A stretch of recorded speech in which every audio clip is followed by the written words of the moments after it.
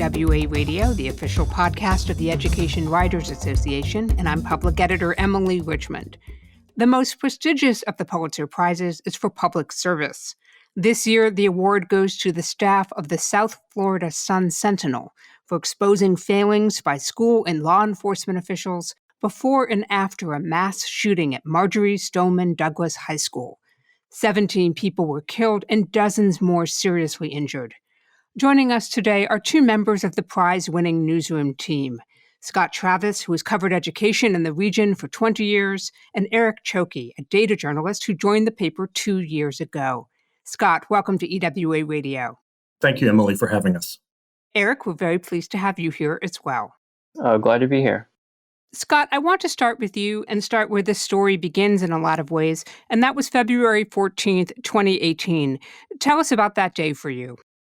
February 14th, 2018, it was just a normal day. It was Valentine's Day, and I was working on some routine story. I don't even remember what it was, but we got a notice on a service that we have that monitors the scanners from law enforcement that said that there was a kid at Stoneman Douglas with an AR-15.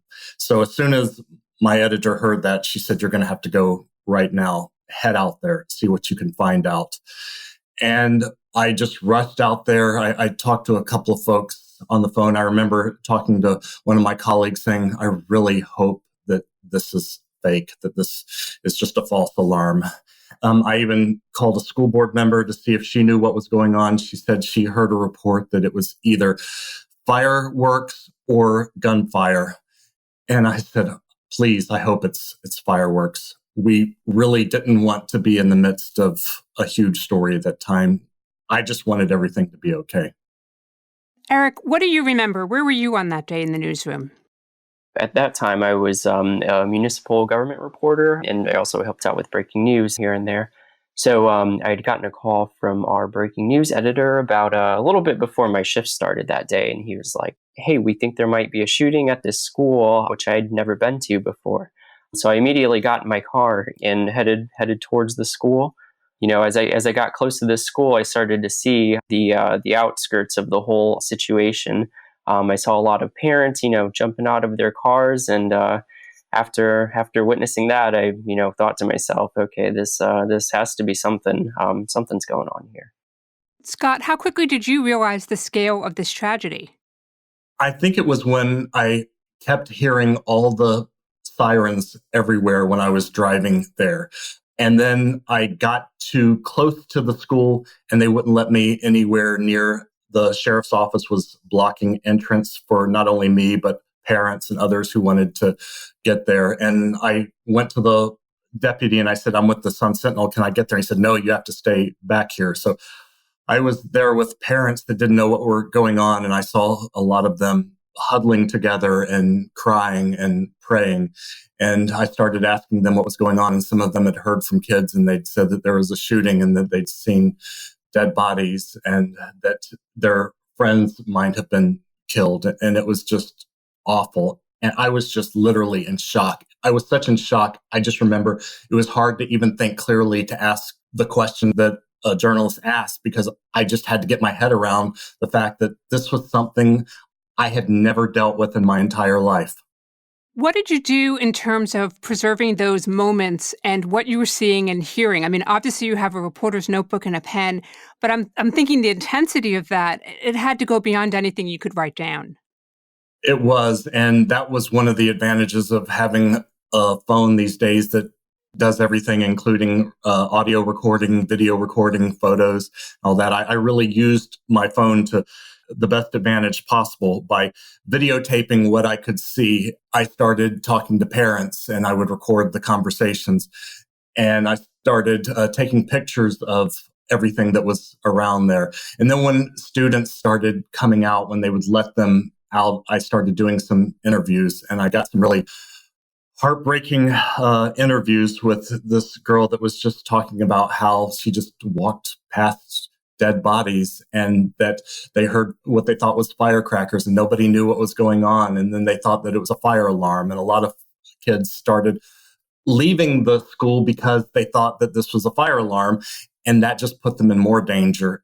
And nobody really knew what to do, and it was just the scariest situation possible. Aric, what were you gathering in those early hours after the shooting happened? The spot that I was kind of set up at, it was near one of the points that they were evacuating some of the students. So I would see a lot of the students gathered by the police tape, waiting to see, who came out and who didn't. Essentially, there were lines of kids just coming out, with their hands on their head, like a lot of the pictures from that day show. Students would see their friends come out, and as soon as they exited the perimeter, they would hug and cry and say how everything was okay, that they were safe, and that they were just glad to make it out of there. Scott, how important was your time on the beat here? There were national reporters parachuting in on a daily basis. What kind of sources were you able to tap?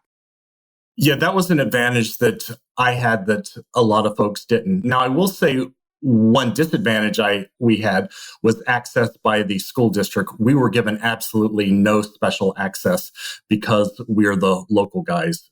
In fact, it felt like it might have even been the opposite. But we do have a lot of sources. A lot of us already knew some Stoneman Douglas teachers from our work covering the beat. So we started calling, and they recognized our number. So sometimes they would take our calls when they might not take others. I know some of the union officials that probably weren't obvious to the national reporters. And I knew some former school district employees, which are not ones that anyone would think of calling, former security specialists and former administrators that were in charge of the school district police or of safety. And they were able to provide me a lot of information about what had been planned, what measures had been taken in the past to try to prepare for a situation like this, and did everything go as planned. And one of the things that we realized is that the school district has a very bad habit of planning to do something and just taking a really long time to do it, and training and locking down schools to make sure that they're as secure as they need to be. That's one of the things that they really weren't as prepared for as they should have been. I'm interested in how, in a lot of ways, this is a story about local journalism and the impact those relationships have on the community. Aric, how important do you think it was for people to see the newspaper as their local source of news? I think it was immensely important. I mean, even still to this day, we still interact with the parents and some of the students that were involved that day. So I think it was, really important to take up that flag and show that, we were just as concerned as our community about this, and show that we were asking the same questions that a lot of the parents that live near us basically wanted to know about what happened that day and how the tragedy could happen. One of the things that we were able to do that really kind of got us noticed immediately was running a video from David Hogg, who, as you know, became a huge international celebrity after this event happened. He was actually a student journalist with us who had written for a teen section that we had with the Sun Sentinel.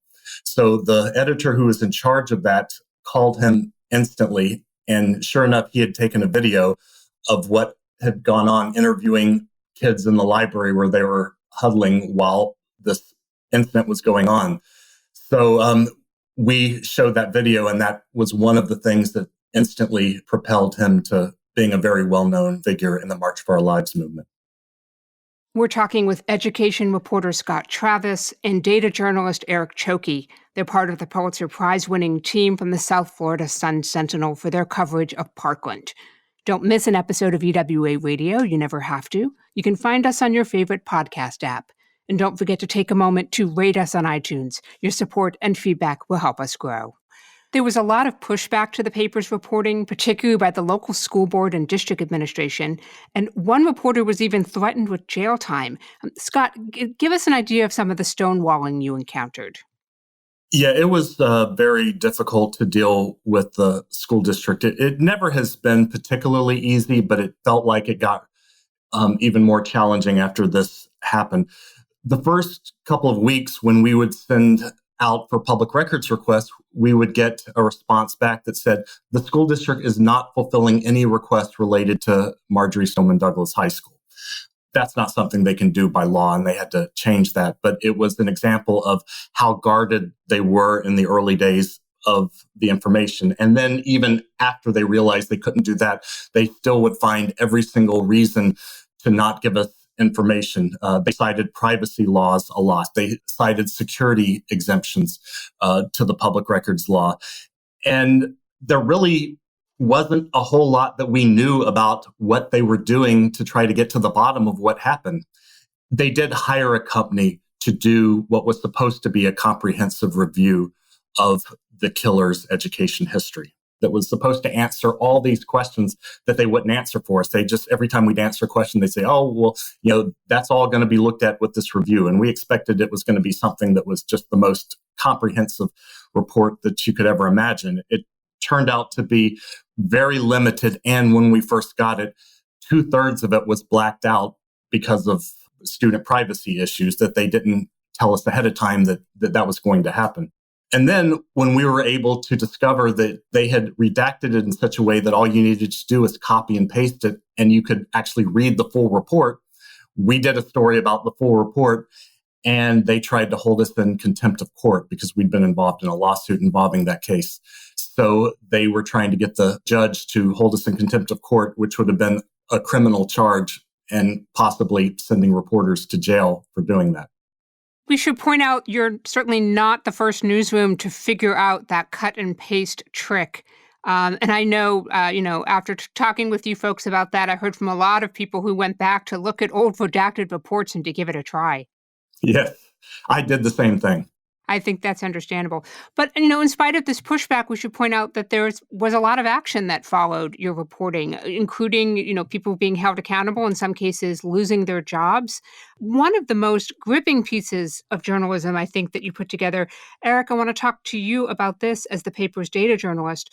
And that was an interactive timeline in which you used video images from the shooting, from the school security cameras, to walk your audience through the scene moment by moment. Explain to me how this came to you and how you laid it out.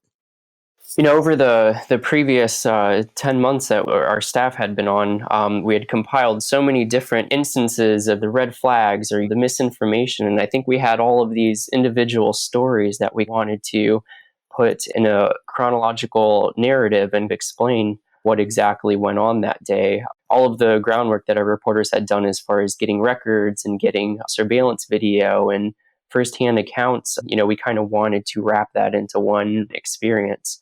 So that was kind of the crux of the project itself. Luckily, we did have success in getting, all kinds of different video assets and audio from the scene that day, and answering that question of, how did this happen and how was the response to it, that kind of drove our building of that whole interactive. There's so much research now, though, that people's memories are sometimes faulty to a surprising degree, especially after trauma. How did you verify what you were told about what people remember, about where they were and what they saw? A lot of that was kind of corroborated with a lot of the surveillance video footage, first of all, that we had gotten from the district and all of the official records that we had gotten. We had reporters scouring police scanner audio from that day, where you could hear police talk about, for example, the delay in the video that the law enforcement thought was live at the time. So a lot of that was corroborated by the on-the-scene footage that we had gotten in audio from law enforcement. And also the Marjory Stoneman Douglas Public Safety Commission, which reviewed what happened in this tragedy. They did a really good job of putting together a timeline of some of the events and a minute-by-minute look at what happened and when people got shot and when they entered the buildings and that type thing. So that was a great help in producing that piece of work as well. I have to admit, there are a lot of stunning details in all of the reporting done by the Sun Sentinel team, and we certainly congratulate each individual reporter in the newsroom as a unit.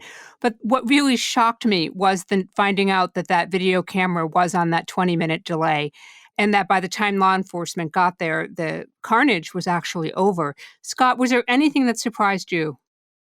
Yeah, I think there were several things that surprised me. Probably the two biggest ones had to do with the efforts or the lack of efforts to protect students on that day. One of them was the fact that the school resource officer that they had basically didn't do anything except sit on his radio and try to stop traffic from coming in when 17, or he didn't know how many people, but he knew that that people were being shot in that building and that there was an emergency situation, and that his job as a police officer is to protect the community. As a school resource officer, that's why he was there, was to protect the kids. And he wouldn't do it. And I just could not fathom why that would have happened. And why was he there if he wasn't going to do his job? And the other thing that really shocked me was that there is a security guard that knew about all of this killer's problems in the school and how dangerous, that he called him crazy boy and had said that if there was going to be a kid that was going to shoot up the school, this was going to be it. He watches him go in with a rifle bag and does not do a thing to stop him. He does not call a code red. He does not say, hey, you can't go in there. He doesn't do anything except for calling another security official and say, hey, this guy's here. And that guy went and hid in the closet. And one of the things that I found out is that he wasn't even necessarily doing anything that wasn't allowed in his job, because the training was so bad. No one had ever given the security officials at the school training on the proper way to handle a situation like this. So they either didn't know what to do or they went by their instincts. And it was very, very unfortunate that day. I want to turn for a moment and talk about the Pulitzer Prize experience. I've actually been fortunate enough to be in a newsroom that won the Public Service Prize, but it was back in the days before the live stream, and we just sat at our computers frantically refreshing the browser. What was it like that day in the Sun Sentinel newsroom? Aric, I'll start with you. Yeah, I think, we had our entire newsroom just kind of huddled around a couple TVs as we had the live stream playing. And so many of our reporters are heavily involved. They cried, broke into tears. As soon as we had heard the announcement, there wasn't any cheering. It was just a lot of gratefulness and crying, and a lot of people hugging each other. I remember, one of the reporters say, "We got it for them," alluding to the victims of the tragedy itself. Scott, you said something I thought that was very appropriate, but also very poignant on Twitter in sort of downplaying any excitement that you might be feeling about this moment. Share that with us. Yeah, what I said on Twitter was that I felt a sense of gratitude and I was overwhelmed, but I was also very sad because we received this award because we wrote about a tragedy that never should have happened. It was very preventable. And one of the things that I noticed when they announced it was I didn't have this great sense of elation like I had just won the lottery or I had just gotten a great new job that I was excited about.